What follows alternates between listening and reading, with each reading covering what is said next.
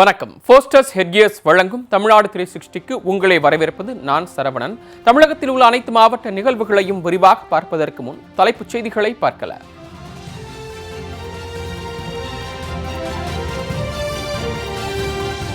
திருவள்ளூர் அருகே 10 ஆண்டுகளாக கிடப்பில் போடப்பட்ட ரயில்வே மேம்பால பணிகள். சுரங்கப்பாதையிலும் மழைநீர் தேங்குவதால் வாகன ஓட்டிகள் கடும் அவதி.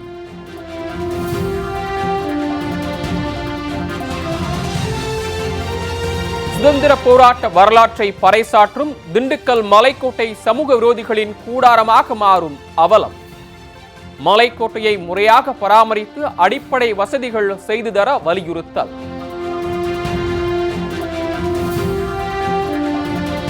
சிவகங்கை மாவட்டம் தேவக்கோட்டையில் அனுமதியின்றி பன்றிகள் வளர்க்கப்படுவதாக புகார். இறைச்சி கழிவுகள் திறந்த வெளியில் கொட்டப்படுவதால் நோய் தொற்று பரவும் அபாயம்.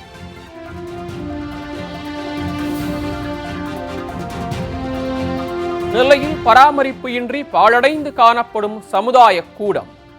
கட்டடத்தை புதுப்பித்து மீண்டும் திறக்க பொதுமக்கள் கோரிக்கை.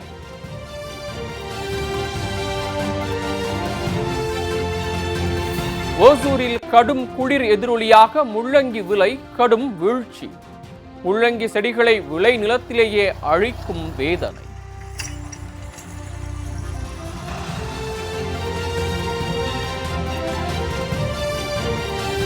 தமிழ்நாட்டின் போதைப் பொருள் நகரமாக மாறி வரும் கொடைக்கானல். சட்டவிரோத போதை காளான் விற்பனை குறித்து விவரிக்கும் இன்றைய செய்தி தொகுப்பு.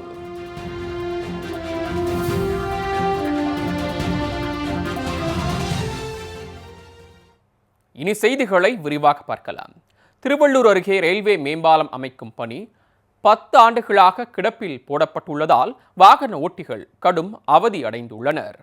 சென்னை அரக்கோணம் ரயில்வே மார்க்கத்தில் திருவள்ளூர் அருகே செவ்வாய்ப்பேட்டை ரயில் நிலையம் அமைந்துள்ளது. இந்த ரயில் நிலையத்தின் அருகே உள்ள ரயில்வே கேட்டை நாள்தோறும் ஆயிரக்கணக்கான மாணவர்களும் பொதுமக்களும் கடந்து செல்கின்றனர். 250க்கும் மேற்பட்ட ரயில்கள் இயக்கப்படுவதால் செவ்வாய்ப்பேட்டை ரயில்வே கேட் அடிக்கடி மூடப்பட்டது. இதனால் கடும் போக்குவரத்து நெரிசல் ஏற்பட்டதால் அப்பகுதியில் ரயில்வே மேம்பாலம் அமைக்குமாறு பொதுமக்கள் கோரிக்கை விடுத்தனர். இதனை அடுத்து 2011ஆம் ஆண்டு ரயில்வே மேம்பாலம் அமைக்கும் பணி தொடங்கியது. இதனால் பொதுமக்கள் சுரங்கப்பாதை வழியாக தண்டவாளத்தை கடந்து வருகின்றனர். 10 ஆண்டுகளுக்கு மேலாகியும் மேம்பால பணி நிறைவடையாததால் பொதுமக்கள் பல்வேறு கட்ட போராட்டங்களை நடத்தினர். சுரங்கப்பாதையில் மழைநீர் தேங்குவதால் கடும் சிரமத்திற்கு உள்ளாவதாக கூறும் மக்கள் மேம்பால பணிகளை விரைந்து முடிக்குமாறு வேண்டுகோள் விடுத்துள்ளனர்.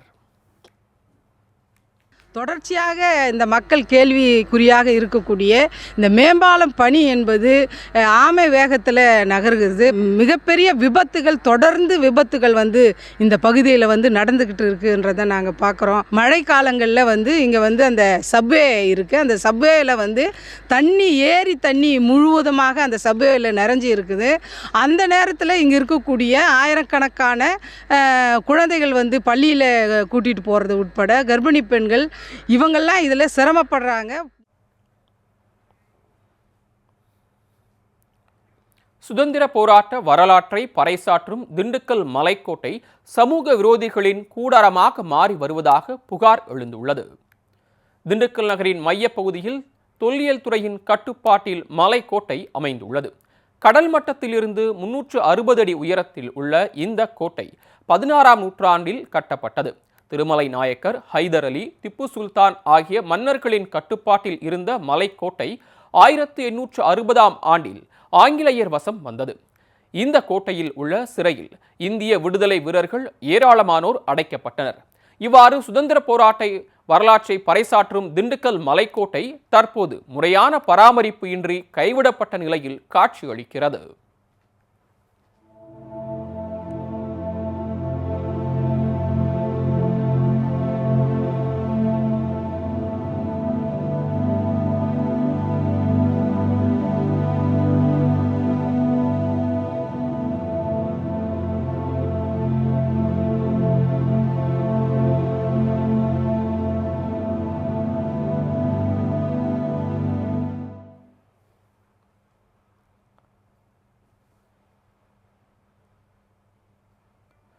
கோட்டையை சுற்றியுள்ள சாலைகள் மற்றும் குளங்கள் தொடர்ந்து ஆக்கிரமிக்கப்படுகின்றன. திண்டுக்கல் மலைக்கோட்டையில் குடிநீர், கழிப்பிடம், சாலை போன்ற அடிப்படை வசதிகள் இல்லாததால் சுற்றுலா பயணிகளின் வருகையும் குறைந்து வருகிறது. முறையான பாதுகாப்பு வசதிகள் இல்லாததால் அங்கு சட்டவிரோத செயல்கள் நடப்பதாக சொல்லப்படுகிறது. இதனால் மலைக்கோட்டையை முறையாக பராமரித்து பாதுகாப்பு மற்றும் அடிப்படை வசதிகளை செய்து தருமாறு தமிழக அரசுக்கு சமூக ஆர்வலர்கள் வேண்டுகோள் விடுத்துள்ளனர். புராதனத்தை பாதுகாக்கக்கூடிய மலைக்கோட்டை சிங்கமாக இருக்கும் என்று நாம் எல்லோரும் எண்ணிக்கொண்டிருக்கிறோம். ஆனால் அங்கே சிதைந்த நிலையில் பழமைகள் இங்கே பழுதடைந்து இருக்கிறது. அதை பாதுகாக்க வேண்டிய பொறுப்பு அந்த தொல்லியல் துறைக்கு உள்ளது. தொல்லியல் துறையும் அதன் மீது கூடுமான அக்கறை செலுத்தப்படவில்லை. சுற்றி இருக்கக்கூடிய அந்த சுகாதார கேடுகள் நீக்கப்பட வேண்டும், பாதுகாப்பு பலப்படுத்தப்பட வேண்டும். மலைக்கோட்டை உண்மையில் ஒரு சுற்றுலா தலமாக மாற்றப்பட வேண்டும் என்று. சிவகங்கை மாவட்டம் தேவக்கோட்டையில் பன்றி வளர்ப்பால் நோய் தொற்று பரவும் அபாயம் உருவாகியுள்ளதாக புகார் எழுந்துள்ளது. சிவகங்கை மாவட்டம் பரியன்வயல் கிராமத்தில் 60க்கும் மேற்பட்ட குடும்பங்கள் வசித்து வருகின்றன. தேவக்கோட்டையை சேர்ந்த சிலர் பரியன்வயலை சுற்றி வேலிகளை அமைத்து பன்றிகளை வளர்த்து வருகின்றனர். பன்றிகளுக்கு உணவளிக்க இப்பகுதியில் கோழி, ஆடு போன்ற இறைச்சிகள் பல நாட்களாக திறந்த வெளியில் கொட்டி வைக்கப்படுவதாக தெரிகிறது.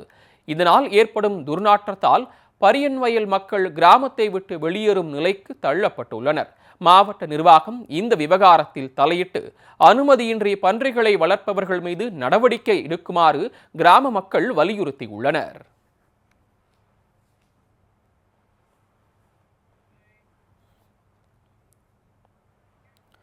நெல்லையில் பாழடைந்து காணப்படும் சமுதாய நலக்கூடத்தை புதுப்பித்து மீண்டும் திறக்குமாறு பொதுமக்கள் கோரிக்கை விடுத்துள்ளனர். திருநெல்வேலி ஜங்ஷன் பகுதியில் 2002ஆம் ஆண்டு பொதுமக்கள் பயன்பாட்டிற்காக ஆதி திராவிடர் நலத்துறை சார்பில் சமுதாய கூடம் கட்டப்பட்டது. 30 லட்சம் ரூபாய் செலவில் அமைக்கப்பட்ட இந்த கட்டடம் சில ஆண்டுகள் மாணவர் விடுதியாக செயல்பட்டு வந்தது. பின்னர் தாலுகா அலுவலகமாக மாற்றப்பட்ட இந்த கட்டடம் பல ஆண்டுகளாக திறக்கப்படாமல் உள்ளது. சமுதாய கூடம் தற்போது மரங்கள், புதர்கள் வளர்ந்து விஷ ஜந்துக்களின் புகலிடமாக மாறியுள்ளது. இந்த கட்டடத்தை புதுப்பித்து சமுதாய நலக்கூடத்தை மீண்டும் திறக்குமாறு மாவட்ட நிர்வாகத்திற்கு அப்பகுதி மக்கள் வலியுறுத்தி வருகின்றனர். இந்த தாலுகா ஆபீஸ் சீர் செய்யும் பொருட்டு அதை கட்டுமான பணி நடக்கும் போது இது தாலுகா ஆபீஸாக தற்காலிக தாலுகா ஆபீஸாக வச்சாங்க. அது காலி பண்ண அன்னையிலிருந்து பல வருடங்களா அன்னைக்கு மூட்டின கதவு இன்னைய வரை மக்களுக்கு திறக்கவே இல்லை. இன்னைக்கு பாத்தீங்கன்னா அது பாலடைஞ்ச கட்டிடமா, எருக்கஞ்செடியும் விஷ ஜந்துக்களும் இருக்கிற இடமாவும் பூட்டி போட்டு இன்னைக்கு வர கட்டடங்கள் வருமானங்களும் இல்லாமல் அந்த ஏழை நலிவடைந்த மக்களுக்கும் பயன்படாமல் இன்னைக்கு ஜங்ஷன் பகுதியில் ஒரு சுடுகாடு மாதிரியே இருந்துட்டு இருக்குது. இந்த நிலைமை மாறணும். ஓசூரில் விலை சரிவு காரணமாக முள்ளங்கி செடிகளை விவசாயிகள் விளைநிலத்திலேயே அழித்து வருகின்றனர்.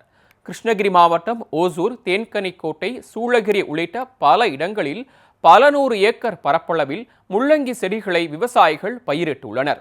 கனமழை, கடும் குளிர் போன்ற பாதிப்புகளில் இருந்து முள்ளங்கி செடிகளை விவசாயிகள் பாதுகாத்து அறுவடைக்கு தயார்படுத்தினர்.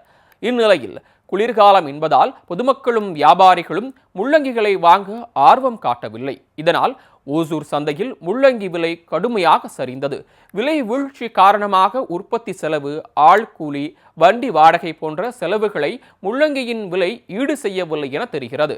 இதனால் விவசாயிகள் முள்ளங்கிகளை அறுவடை செய்யாமல் டிராக்டர் கொண்டு உழுது மண்ணுக்கு உரமாக்கி வருகின்றனர். ஃபோஸ்டர்ஸ் ஹெட்கியர்ஸ் வழங்கும் தமிழ்நாடு 360க்கு மீண்டும் உங்களை வரவேற்கிறோம். தொடர்ந்து செய்திகளை பார்க்கலாம். வேடச்சந்தூர் அருகே கள்ளியடி சுவாமியின் குருபூஜை விழாவை முன்னிட்டு 20,000 பேருக்கு பிரம்மாண்ட அன்னதானம் வழங்கப்பட்டது. மதுரை மாவட்டம் பில்லிசேரியை சேர்ந்தவர் சபாபதி. 1874ஆம் ஆண்டு பிறந்த இவர் தனது 16வது வயதில் வீட்டை விட்டு வெளியேறி கள்ளி மரத்தடியில் அமர்ந்து தியானம் செய்தார். அப்போது ஊர் முழுவதும் மழை பெய்த நிலையில் தியானம் செய்த சபாபதி மீது மட்டும் மழை நீர் படவில்லை என கூறப்படுகிறது. கள்ளி மரத்தடியில் அமர்ந்து தியானம் செய்ததால் இவருக்கு கள்ளியடி சுவாமிகள் என பெயரும் உண்டு. 1941ஆம் ஆண்டு ஜீவ சமாதி அடைந்த கள்ளியடி சுவாமிகளின் நினைவாக ஆண்டுதோறும் குரு பூஜை விழா நடைபெறுவது வழக்கம்.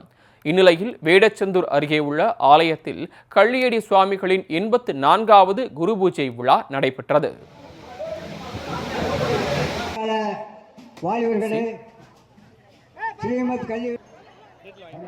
குரு பூஜையை முன்னிட்டு 3600 கிலோ அரிசி, 500 கிலோ புளி உள்ளிட்ட பொருட்களை பயன்படுத்தி புளியோதரை தயாரிக்கப்பட்டது. ஒரு அறை முழுவதும் கொட்டி வைக்கப்பட்ட புளியோதரை பின்னர் ஊர் மக்கள் மற்றும் பக்தர்கள் என சுமார் 20,000 பேருக்கு இந்த உணவு அன்னதானமாக வழங்கப்பட்டது.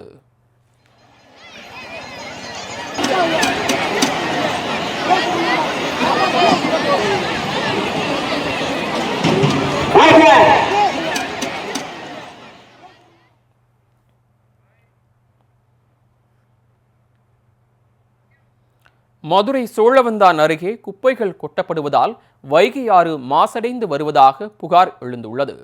மதுரை மாவட்டம் சோழவந்தான் அருகே மேலக்கால் பகுதியில் சேகரிக்கப்படும் குப்பைகளை ஊராட்சி நிர்வாகம் வைகை ஆற்றில் கொட்டி வருவதாக கூறப்படுகிறது. தொடர்ந்து குப்பைகள் தேங்கி கிடப்பதால் வைகை ஆறும் சுற்றுச்சூழலும் சீரழிந்து வருகிறது. வைகை ஆற்றில் வெள்ளப்பெருக்கு ஏற்படும் போது குப்பைகள் ஆற்றில் அடித்துச் செல்லப்பட்டு கரையோர பகுதிகளில் தேங்குகின்றன. எனவே விதிகளை மீறி குப்பைகளை வைகை ஆற்றில் கொட்டும் ஊராட்சி பணியாளர்கள் மீது நடவடிக்கை எடுக்குமாறு பொதுமக்களும் சமூக ஆர்வலர்களும் வலியுறுத்தி வருகின்றனர்.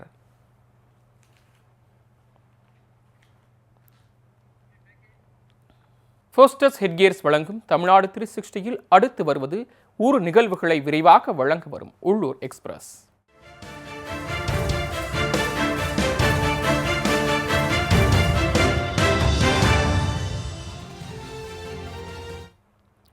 தஞ்சை மாவட்டம் திருவிடைமருதூர் அருகே திருலோகியில் காவிரி ஆற்றில் இருந்து பிரிந்து பாசனத்திற்கு பயன்படும் வகையில் கண்டியன் பழவாறு அமைக்கப்பட்டுள்ளது. இதன் மூலம் 1000 ஏக்கர் நிலங்கள் பாசன வசதி பெறுகின்றன. இந்நிலையில் கடந்த 2020ஆம் ஆண்டு முதல் கண்டியன் பழவாற்றிலிருந்து நீர் திறக்கப்படாததால் அப்பகுதி விவசாயிகள் மழைநீரை மட்டுமே நம்பி சாகுபடி பணிகளை செய்து வந்த நிலையில் தற்போது நீரின்றி பயிர்கள் கருகியதால் பாதிக்கப்பட்ட விவசாயிகள் கருகிய நெற்பயிர்களுடன் திருப்பனந்தாள் பகுதியில் சாலை மறியலில் ஈடுபட்டனர். இதனால் அங்கு போக்குவரத்து பாதிக்கப்பட்டது. இந்த ஜனவரிக்கு பிறகு தண்ணி வராதனால ஒவ்வொரு வருஷமும் எங்களுக்கு பயிர் இழப்பு தான் ஏற்படுது. இந்த நிலம் திருப்பனந்தாள் காசி மடத்துக்கு சொந்தமானது. அவங்க எங்களுக்கு மோட்டார் வசதி எங்களால் பெறணும்னா அவங்கள்ட்ட நாங்கள் என்ஓசி வாங்கணும். அது எங்களால் வாங்க முடியல. அரசானது இந்த என்ஓசி வாங்குவதற்கும் மடத்தில் எங்களுக்கு ஒத்துழைப்பு கொடுத்து மடம் எங்களுக்கு என்ஓசி கொடுத்து அரசு ஒத்துழைப்பு கொடுக்கணும். இனி வரும் காலங்கள்லையும் இந்த வருடமும் எங்களுக்கு இந்த வாய்க்காலில் முறையான தண்ணி வருவதற்கு சம்பந்தப்பட்ட அரசு அதிகாரிகளை அரசாங்கம் தொடர்பு கொண்டு எங்களுக்கு உரிய தண்ணீரை உரிய நேரத்தில் கிடைக்குமாறு இந்த அரசுக்கு நாங்கள் வேண்டுகோள் வைக்கிறோம். கிருஷ்ணகிரி மாவட்டம் போச்சம்பள்ளியில் இடிந்து விழும் நிலையில் உள்ள நீர்த்தேக்க தொட்டியை இடித்துவிட்டு புதிய நீர்த்தேக்க தொட்டியை கட்டித்தர வேண்டும் என அப்பகுதி மக்கள் கோரிக்கை விடுத்துள்ளனர். போச்சம்பள்ளி வாரசந்தை வளாகத்தில் கடந்த 30 ஆண்டுகளுக்கு முன்பாக 30,000 மீட்டர் கொள்ளளவு கொண்ட மேல்நிலை நீர்த்தேக்க தொட்டி கட்டப்பட்ட நிலையில் தற்போது பழுதடைந்து குடிநீர் கசிந்து துர்நாற்றம் வீசி வருவதாக அப்பகுதி மக்கள் புகார் தெரிவித்தனர். இதுகுறித்து ஊராட்சியிலும் அதிகாரிகளிடமும் பல முறை புகார் அளிக்கப்பட்ட நிலையில் எந்தவித நடவடிக்கையும் மேற்கொள்ளவில்லை என்று பொதுமக்கள் புகார் தெரிவிக்கின்றனர். எனவே புதிய மேல்நிலை நீர்த்தேக்க தொட்டியை கட்டித்தர வேண்டும் என பொதுமக்கள் வேண்டுகோள் விடுத்துள்ளனர்.